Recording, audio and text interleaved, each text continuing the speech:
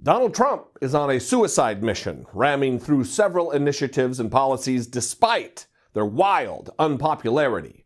This is the Dollemore Daily, and I'm Jesse Dollemore. Well, in spite of his comical and historically low approval ratings, which show him with a pathetic 32% approval, Donald Trump is acting like a power-drunk dictator and forcing through policies that, shockingly enough, and I know this will seem almost impossible, are even more unpopular than he is. Let's take the abomination that is the Republican tax plan, which will shift hundreds of billions of dollars in wealth from the working middle class to the already exceedingly wealthy in America. Look at these numbers. Only 29% of Americans approve of the GOP tax plan, and even fewer approve of the manner in which they are doing it.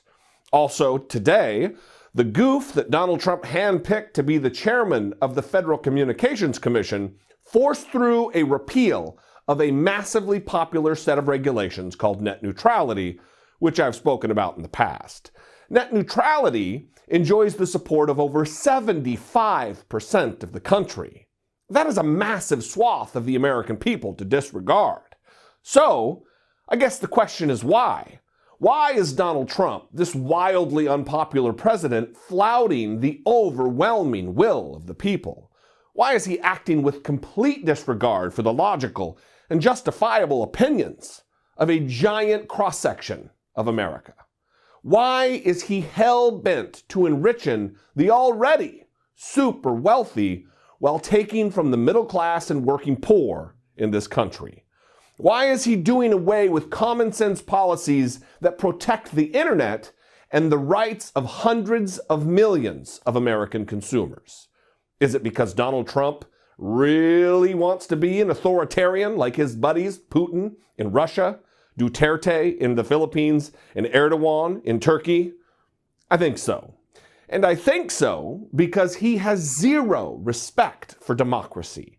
He is still running his mouth about the system being rigged, trying to undermine public confidence in our hundreds-year-old process. He is constantly trying to malign and sow seeds of distrust around our constitutionally protected democratic institutions like the free press. So why would he take into consideration the opinions of Americans? Why would he weigh the will of the people into his decisions for America?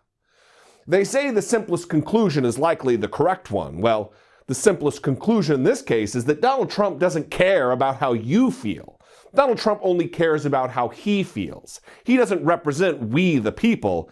He only represents himself and his own interests. Hey everybody, thank you so much for checking out my channel and this video. If you like what I do here and you appreciate it, go ahead and click subscribe.